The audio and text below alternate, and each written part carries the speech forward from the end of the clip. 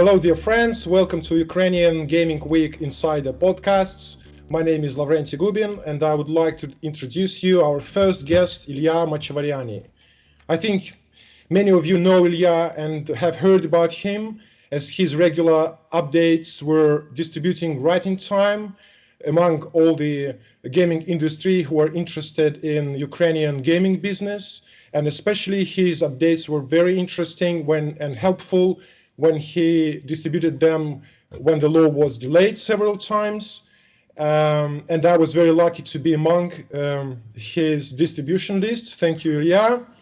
So he's a real insider, and we're very happy to have him as our first guest.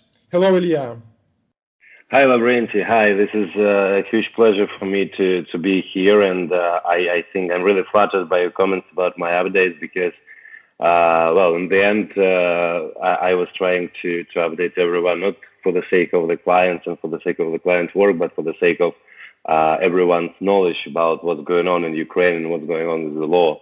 The first question is, what's the situation now? We all know that the law was signed, and there are some small things that come in conflict between each other, as far as I heard. And what's the state now? What is going on now?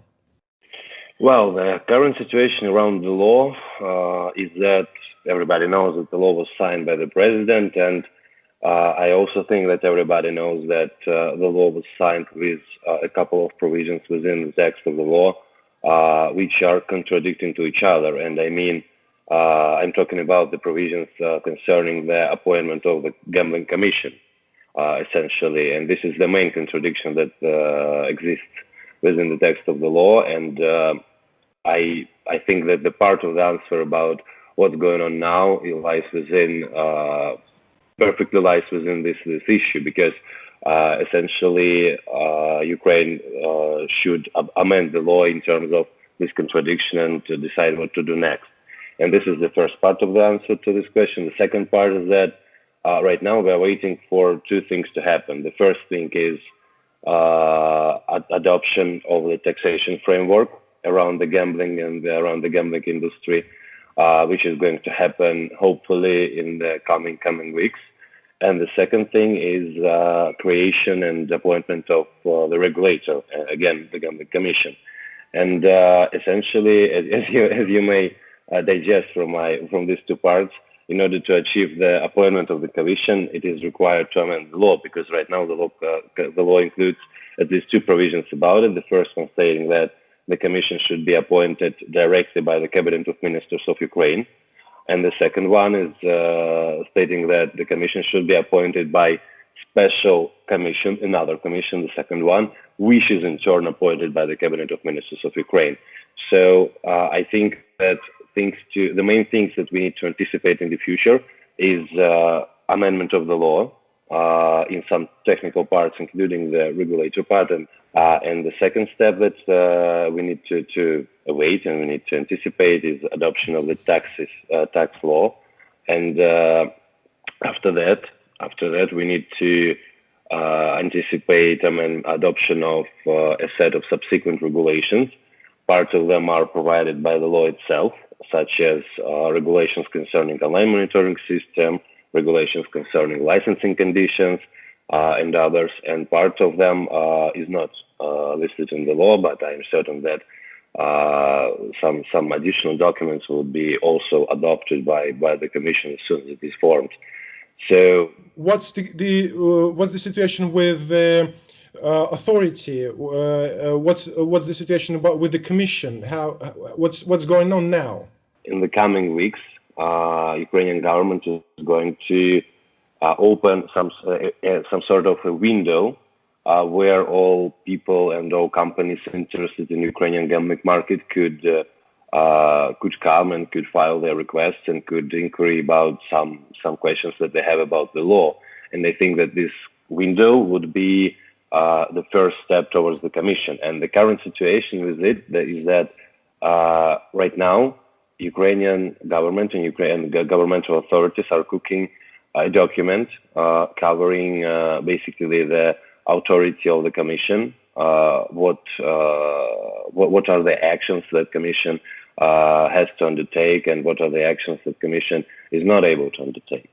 So I think that maybe in 2 weeks we could hear something about future of the regulator, and I don't know when we will hear anything about who will be in the regulator. I mean, people who will be responsible for the work here. But in the end, I really think that we need to wait for a couple of weeks before coming to any definitive conclusions about the regulator, because again, right now, I know for sure that there is a document which is covering basically the possibilities of the regulator in its powers, and this document should be finalized and should be adopted. And after that, I think we will come to the part of the game where everyone should fight for the place of the Commission and should fight for the place of the regulator, like in ancient Rome and stuff like that. Do you mean that we may expect some changes or updates in the law sometime? There are still points and provisions that need to be amended within the text of the law, because there are a lot of uncertainties. There are a lot of how to put it, a lot of places in the law where I'm not sure that international operator would understand that and would accept that. For example? For instance, let's take online monitoring system.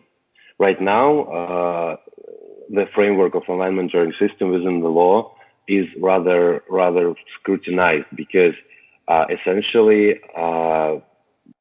the wording around the online monitoring system in the law provides that the regulator should have a real-time access to each and every information within the operator's servers and within the operator's platform, which is, to be honest, unreasonable in my opinion, and which is not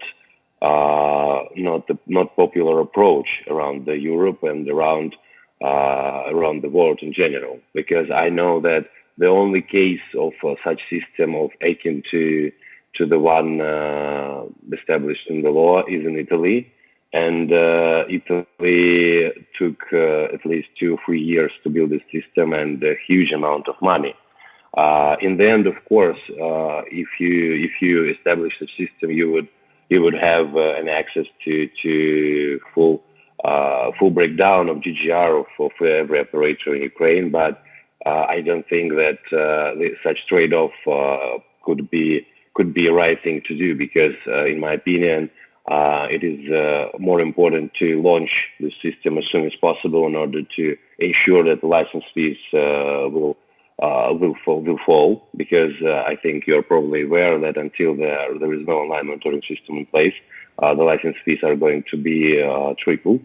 Yeah. And and because of that, I think that the most important thing now is to find a way to launch the system as soon as possible. Maybe by way of losing some important parts of the system, but ensuring that the license fees are lower than today. Minimum salary to be raised next year, and the law links the cost of the license and taxes to this minimum salary, and that means that the cost of the license will get increased next year. Is it a common practice?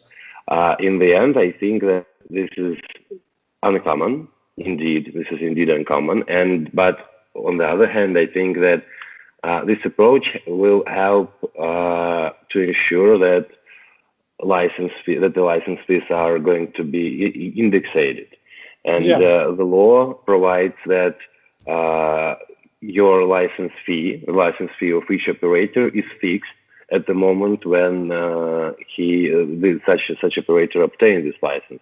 So essentially, if you obtain a license, for instance, in March 2021, then your license fee is going to be tied up to the minimum salary that was established in Ukraine as of 2021. For the next 5 years? Yeah. Wow, that's good. Yeah, that's good. Yeah. So in other words, operators which entered the market, for instance, in 2020 or 2021, they are going to benefit from this fact, because they they will pay a lesser license fees in the future. And on the other hand, it is also interesting dimension of this that let's think about it. You are an operator which has obtained a license in 2021. You are glad that your license fee is fixed until for the next 5 years. And when you come back to the regulator in 2026 in order to reapply for a license and to continue operating in Ukraine, you will face that the minimum salary was raised at least 5 times since the last time you checked. And this might create a huge difference between license fees that you have paid for the first term of the license, for the first 5 years, and the licenses that you are going to pay for the second 5 years. So this is also a two-side situation, and this is also needs to be carefully considered by anyone entering the market. Is there a chance we're going to get everything we need to buy a license by the end of the year? There is no regulator now, there is no tax framework now, and there is no subsequent legislation now. And you practically cannot issue any license without each and every act in place.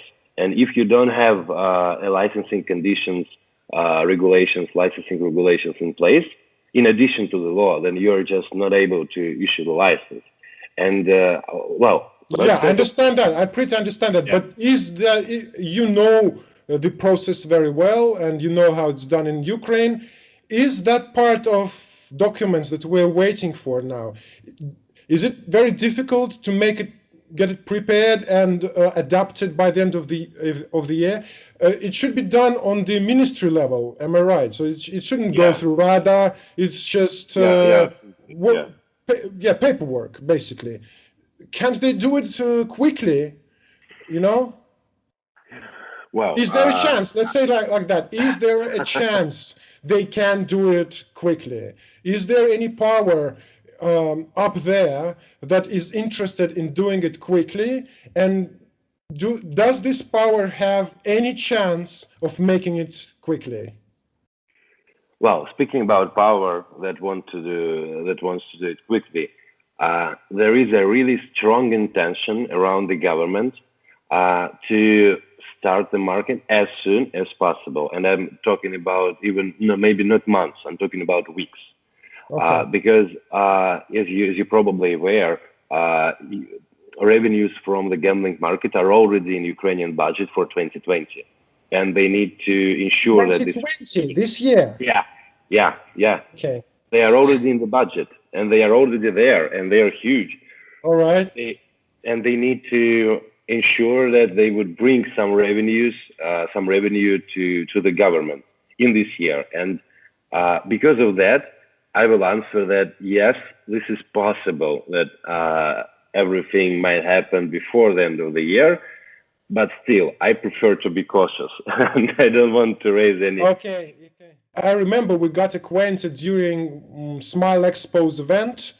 It was really helpful. So, are you planning to be there during the Ukrainian Gaming Week? Of course. I'm planning to be during Ukrainian Gaming Week in Kyiv for this spectacular event, because I think that this is going to be, if I'm not mistaken, the first event after adoption of the law. It's going to be regular, and I'm quite sure it will become the major gaming event in Ukraine. So we will be happy to see you there, and hopefully we get through these COVID things, and we'll have a chance to travel and see each other. So see you there. Thanks, Lavrenty. Bye. Bye.